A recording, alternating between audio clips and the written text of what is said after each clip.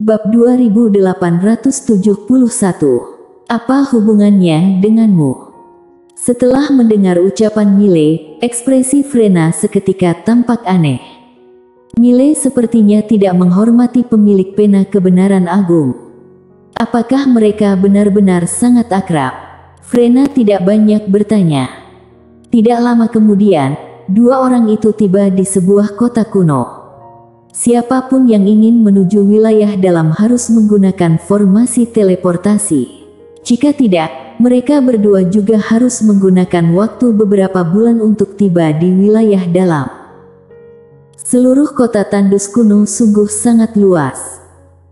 Setelah memasuki formasi teleportasi, Frena melihat Mile sambil tersenyum, lalu berkata, "Tuan Muda Ye, kamu adalah kultivator pedang, bukan?" Mile mengangguk dan berkata, "Benar." Frena tersenyum dan berkata, "Apakah kamu mengenal klan Lone?" Mile menggelengkan kepala. Frena memberengkan matanya terhadap Mile dan berkata, "Kamu bahkan tidak mengenal klan Lone." Klan Lone adalah salah satu dari 10 kekuasaan teratas. Selain itu, mereka adalah keluarga yang berspesialisasi dalam ilmu pedang. Mile melihat Frena dan berkata, "Berspesialisasi dalam ilmu pedang." Frena mengangguk dan berkata, "Benar. Kultivator pedang." Mile berkata dengan suara kecil, "Kalau begitu, aku harus mengenal mereka lebih dalam." Frena tersenyum dan berkata, "Kamu akan memiliki kesempatan untuk itu." Mile mengangguk dan berkata, "Nona Frena, aku cukup penasaran tentang suatu hal." Frena berkata, "Apakah itu?" Mile berkata, "Apakah konflik antara alam semesta dimensional dengan alam semesta paralel saat ini termasuk besar?" Frena mengangguk dan berkata, "Sangat besar. Selain itu, kita saling bermusuhan dengan mereka. Meskipun ada kerjasama di antara kita, tetapi kedua belah pihak hanya mengambil kebutuhan masing-masing. Secara umum, dua alam semesta ini sangat membenci satu sama lain." Mile berkata dengan serius, "Artinya, tanpa surat perjanjian itu, alam semesta dimensional dengan alam semesta paralel tidak akan damai seperti saat ini." Frena tersenyum dan berkata, "Benar." Mile mengangguk, ia tidak berbicara lagi. Frena tiba-tiba berkata, "Kita sudah sampai."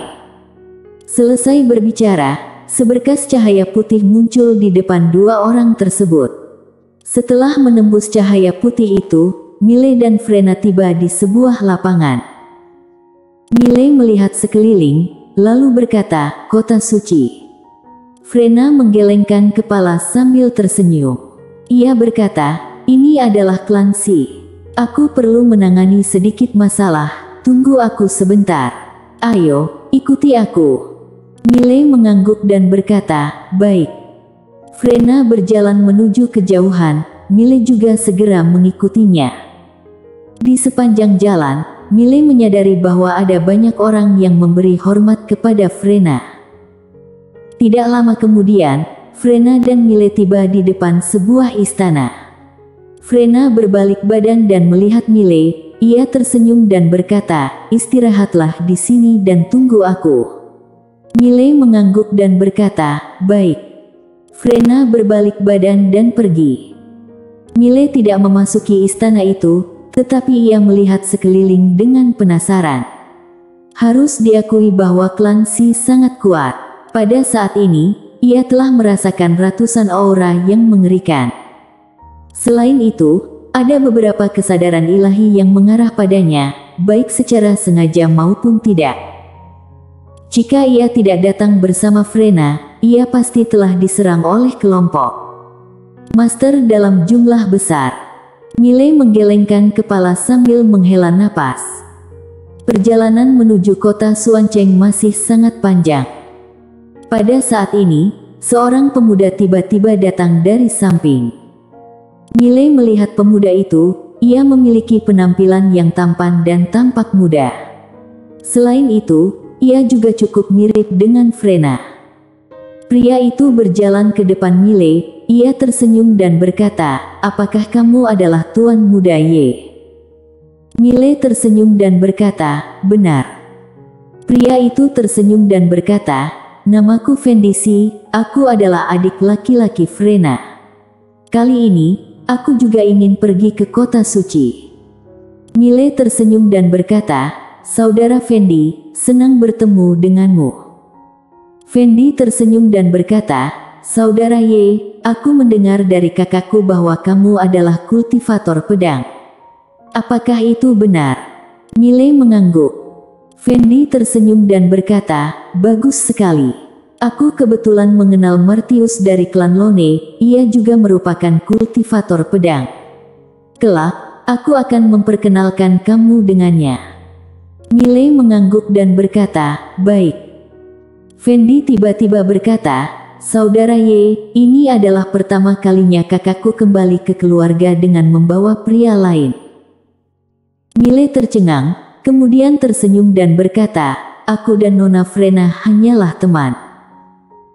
Fendi tersenyum dan berkata, hubungan percintaan antara pria dan wanita adalah suatu hal yang wajar. Aku paham, sangat paham. Mile terdiam. Apakah adik laki-laki ini belum pernah dipukul? Pada saat ini, Frena menghampiri mereka. Ia melihat Fendi dan berkata, kamu tidak sembarangan berbicara, bukan? Fendi segera berkata, tidak. Mile melihat Fendi sambil menggelengkan kepala dan tersenyum. Fendi tampak takut pada Frena. Frena berkata, ayo, kita pergi. 3 orang tersebut berangkat menuju kota suci. Beberapa jam kemudian, mereka tiba di kota suci. Di depan gerbang kota suci.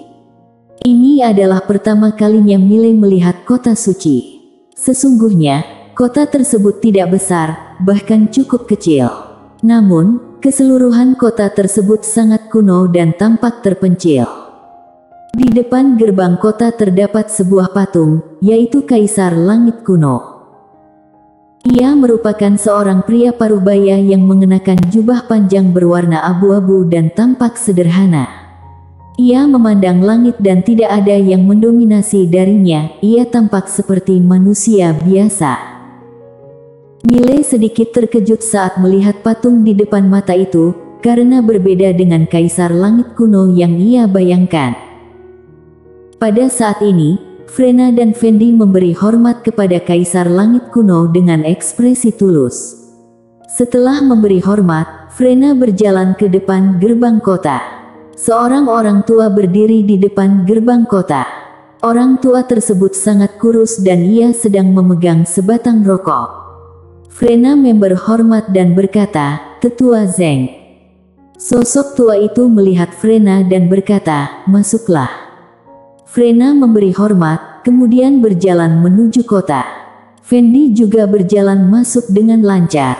Tetua Zeng melihatnya sekilas dan mengizinkannya untuk masuk. Pada saat ini, Mile juga berjalan ke depan Tetua Zeng. Tetua Zeng hanya menatap Mile tanpa berbicara. Mile mengedipkan mata dan berkata, halo, Tetua Zeng. Tetua Zeng tetap tidak berbicara. Mile berpikir sejenak, lalu berkata, aku masuk, ya. Ia tetap tidak berbicara. Mile mengabaikannya, ia berbalik badan dan berjalan menuju kota. Namun, Tetua Zeng juga tidak melarangnya. Setelah 3 orang tersebut memasuki kota, Tetua Zeng melihat patung Kaisar Langit kuno yang jauh sambil berkata dengan suara kecil, ia tidak menyembahmu. Kamu pernah mengatakan bahwa siapapun dari alam semesta paralel yang tidak menyembahmu akan menjadi kaisar berikutnya. Namun, ia tampak sangat bergaya. Setelah masuk ke dalam kota, Mile menyadari bahwa kota tersebut sangat kosong dan tidak memiliki bangunan sama sekali. Frena memimpin Mile dan Fendi berjalan menuju kejauhan. Tidak lama kemudian, mereka tiba di sebuah lapangan. Di lapangan tersebut terdapat sebuah peti mati yang sangat biasa. Peti mati. Mile melihat peti mati itu, tetapi ia tidak dapat melihat isi peti mati tersebut, seolah-olah dihalangi oleh kekuatan misterius. Pada saat ini, Frena dan Fendi memberi hormat lagi. Setelah memberi hormat, Frena melihat peti mati Kaisar Langit Kuno dan berkata dengan suara kecil, "Semoga klan Si juga bisa memiliki sosok tiada taranya seperti dia." Di samping itu, Fendi mengangguk dan berkata, "Kakak, jika kamu bekerja keras, aku yakin kamu bisa melakukannya." Mile terdiam. Frena memelototkan matanya pada Fendi, sedangkan Fendi hanya tersenyum.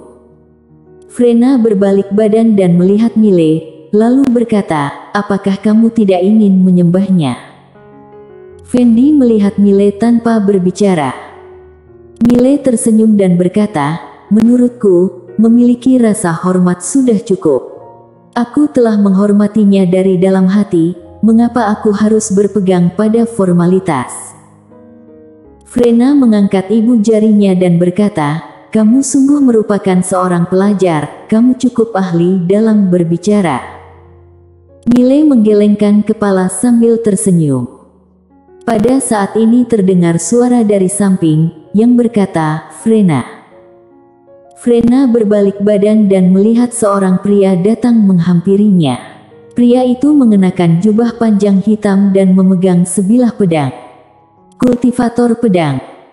Saat melihat pria tersebut, Frena tersenyum dan berkata, "Martius."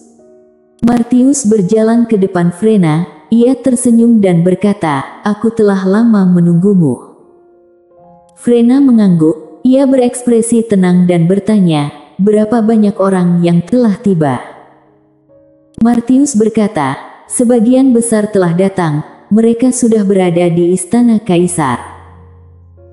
Frena mengangguk, ia kemudian melihat Mile dan berkata, "Martius, ini adalah saudara Ye dari kota Guanxuan, ia juga merupakan kultivator pedang." Saat mendengar ucapannya, Martius menatap Mile dan berkata, "Kultivator pedang." Mile tersenyum dan berkata, "Benar. Saudara Martius, senang bertemu denganmu." Martius melihat Mile dan menganggukkan kepala. Ia kemudian melihat Frena dan berkata, "Ayo, kita pergi ke istana Kaisar." Frena mengangguk, ia melihat Mile dan berkata, "Tuan Muda Ye, ayo kita pergi." Mile tersenyum dan berkata, "Baik." Martius melihat Mile sekilas, kemudian mereka menuju istana Kaisar. Di tengah perjalanan, Fendi tiba-tiba menarik lengan baju Mile, kemudian melakukan transmisi suara dengan energi misteri. Ia berkata, "Saudara Ye, ia adalah calon kepala keluarga klan Lone, juga merupakan penggemar kakakku. Berhati-hatilah." Mile melihat Fendi sambil menggelengkan kepala dan tersenyum. Ia benar-benar hanya menganggap Frena sebagai teman. Tidak lama kemudian, mereka tiba di istana Kaisar. Istana Kaisar tersebut tampak mewah dan mengesankan. Frena melihat Mile sambil tersenyum dan berkata, "Istana Kaisar ini dibangun oleh klan Ye, merupakan tempat yang mencatat beberapa peristiwa kehidupan Kaisar Langit Kuno." Mile bertanya, "Apakah anggota klan Ye juga akan datang?" Frena menggelengkan kepala dan berkata, "Tidak." Mile kebingungan dan bertanya, "Mengapa?" Frena tersenyum dan berkata, "Kaisar Ye pernah mengatakan bahwa anggota klan Ye tidak akan pernah memasuki kota suci jika anggota klan Ye tidak menjadi kaisar." Mile terdiam. Sangat jelas bahwa Kaisar Langit Kuno sebelumnya mengalahkan klan Ye. Namun, klan Ye merasa enggan dan ingin membuktikan martabat yang dimiliki. Frena berkata lagi, "Namun, kita akan bertemu dengan anggota klan Ye ketika menuju alam semesta dimensional. Untuk kali ini, aku tidak tahu siapa pemimpin klan Ye yang akan menuju alam semesta dimensional." Mile menatap Frena dan berkata, "Pemimpin." Frena mengangguk dan berkata, "Setiap kali berkompetisi dengan alam semesta dimensional, kita selalu dipimpin oleh anggota klan Ye. Tetapi, klan Ye memiliki jenius yang berjumlah banyak. Maka, kami juga tidak tahu siapa yang akan diutus klan Ye untuk kali ini. Miley bertanya, apakah ada sosok yang sangat menonjol di antara semuanya?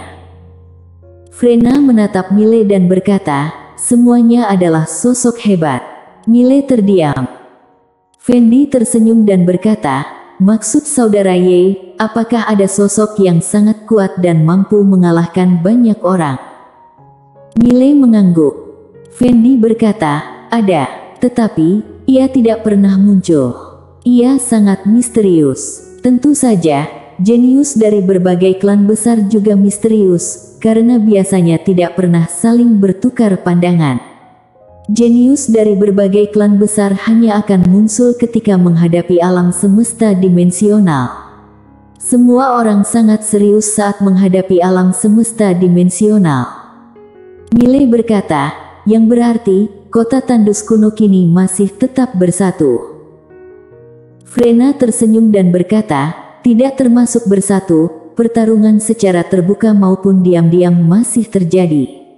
Seperti sebelumnya, bukankah klan Xiao merebut tambang dimensional dari klan Xi? Namun, semuanya akan bersatu saat menghadapi alam semesta dimensional. Karena semua orang jelas mengetahui bahwa alam semesta dimensional adalah musuh terbesar bagi kami semua. Miley mengangguk, ia masih ingin bertanya. Namun, Martius tiba-tiba berkata, apakah kamu tidak merasa pertanyaanmu terlalu banyak? Miley menatap Martius dan berkata, apa hubungannya denganmu? Semua orang terdiam. Bersambung.